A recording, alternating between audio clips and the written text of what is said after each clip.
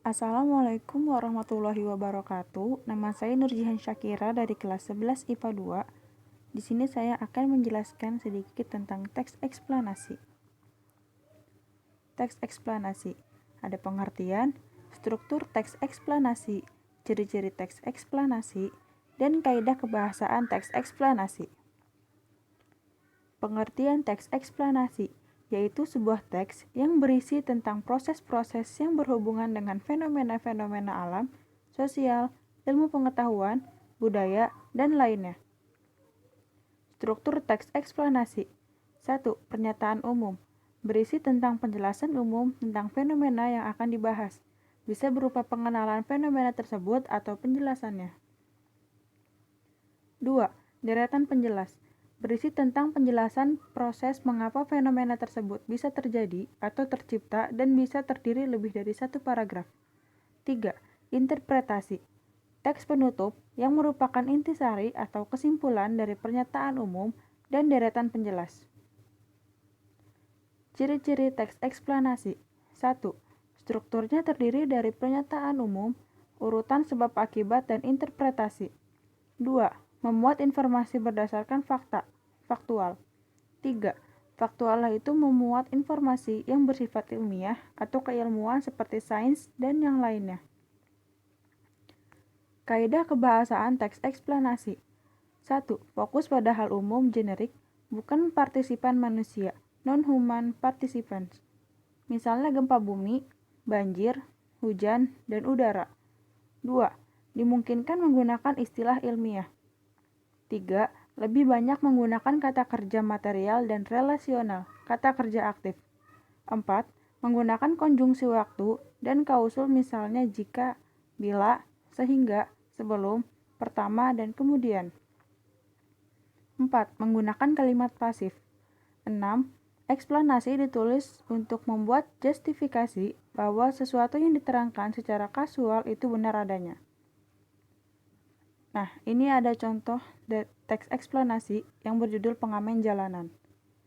Semakin menjamurnya pengamen jalanan saat ini terutama di kota-kota besar seolah menimbulkan masalah tersendiri. Ada yang menanggapinya secara positif, namun lebih banyak lagi yang menanggapinya secara negatif. Pengamen jalanan adalah penari, penyanyi, atau pemain musik yang mengadakan pertunjukan di jalanan dengan cara berpindah-pindah dari satu kendaraan ke kendaraan lain. Pengamen jalanan lekat dengan simbol anak jalanan yang digambarkan dekil, kotor, nakal, kriminal, dan sebagainya. Buruknya pandangan masyarakat terhadap pengamen jalanan menimbulkan problema tersendiri yang patut untuk dibahas.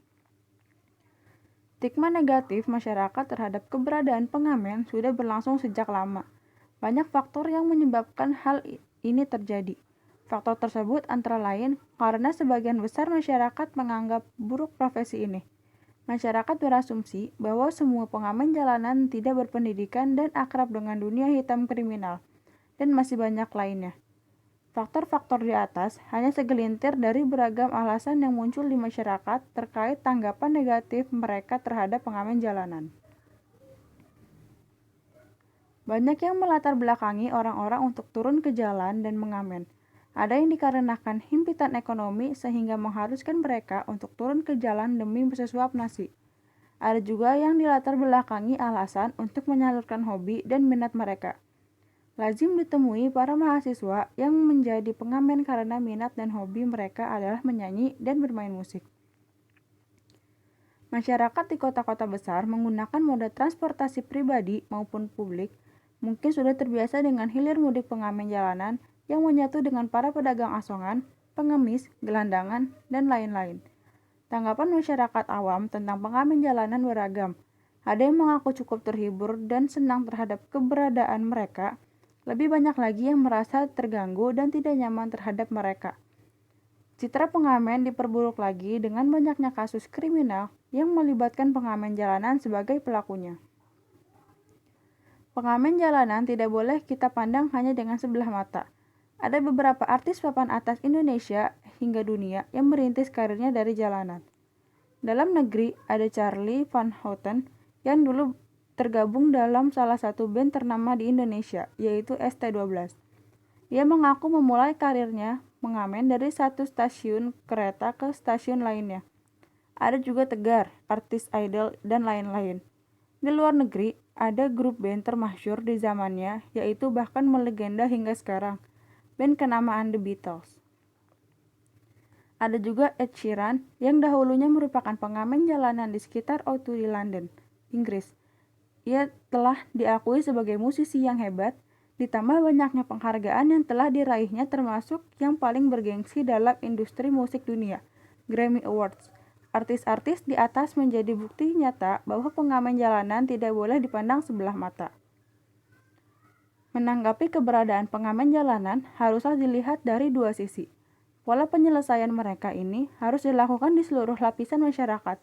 Pemerintah juga harus memegang peran untuk mengedukasi dan membimbing para pengamen jalanan agar tidak menjadi pribadi-pribadi yang lebih baik ke depannya. Kita sebagai masyarakat harus bersikap bijaksana seperti pepatah yang mengungkapkan, jangan hanya menilai buku dari sampulnya. Mungkin sudah saatnya kita menggunakan pepatah ini dalam menanggapi keberadaan pengamen jalanan di sekitar kita. Nah, ini ada contoh gambaran dari pengamen-pengamen jalanan yang mengamen dari satu kendaraan ke kendaraan lain. Terima kasih. Wassalamualaikum warahmatullahi wabarakatuh.